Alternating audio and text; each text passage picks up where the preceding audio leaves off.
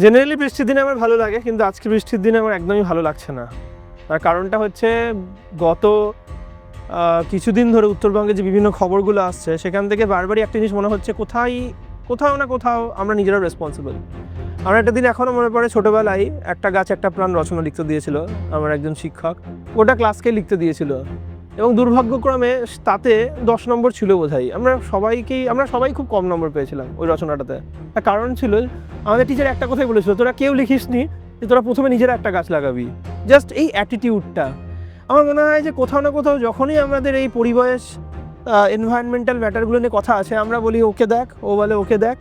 এই ব্যাপার থেকে আমাদেরকে মনে হয় এবার বেরোতে হবে। আমাদের সবার হাতেই অনেক ক্ষমতা রয়েছে, সবাই আমরা চাইলেই আমাদের নিজের বাড়ির মধ্যে গাছ লাগানো থেকে শুরু করে গাছ প্রোটেক্ট করা থেকে শুরু করে প্রত্যেকটা জিনিসই কিন্তু আমরা করতে পারি, কিন্তু আমরা এগুলো করি না। এগুলো না করে আমরা জেনারেলি সবসময় ওকে দোষ দেয়, ও ওকে দোষ দেয়। আমার মনে হয় এই জায়গাটা থেকে এবার বেরিয়ে আসতে হবে, কারণ প্রকৃতির মধ্যে যে রাগটা আমাদের প্রতি জন্মাচ্ছে সেটা কিন্তু একবারে মাঝে মাঝে বিভিন্ন ঘটনার মধ্যে বেরিয়ে আসছে। এই উত্তরাখণ্ড দিন আগে একটা ঘটনা ঘটলো, ধসের পর ধস।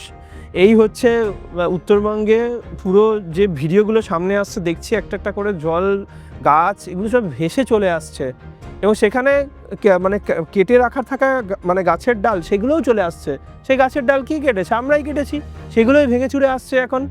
তাই এরই ফল হচ্ছে এগুলো আমার মনে হয়। এবং শুধু তাই না, আমরা রিসেন্টলি আমরা দেখলাম যে ভীষণভাবে যে একের পর এক পশু, গবাদি পশু থেকে শুরু করে বন্য পশুগুলো থেকে শুরু করে তারা কীভাবে জলের মধ্যে ভেসে ভেসে আসছে, দেখে এটা মর্মান্তিক একটা দৃশ্য। আমার মনে হয় যে কোথাও না কোথাও কিন্তু আমরা এর জন্য ভীষণভাবে রেসপন্সিবল। এবং আজকে আমি কোনো বায়োলজির পড়াচ্ছি না, ডেফিনেটলি আমি এখানে কোনো বটলনেক এফেক্ট, এভলিউশনের এই জিন ফ্রিকোয়েন্সি চেঞ্জ হয়ে যাওয়া কিংবা এই এন্ডেঞ্জার্ড স্পিসিস কিংবা হচ্ছে red data book, green data book, এই সমস্ত নিয়ে আমি কিচ্ছু কথা বলতে চাইছি না। আমার সিম্পল কথা হচ্ছে এনভায়রনমেন্ট।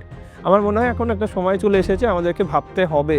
ঘটনা কিন্তু একটার পর একটা হচ্ছে, মানছি আমাদের সবাই, আমরা প্রত্যেকেই এনভায়রনমেন্ট পলিউশনসে আমরা কন্ট্রিবিউট করছি, কিন্তু আমার মনে হয় যেখানে যেখানে সম্ভব অনেস্টলি আমাদেরকে ভাবতে হবে, দরকার হলে স্টেপ নিতে হবে।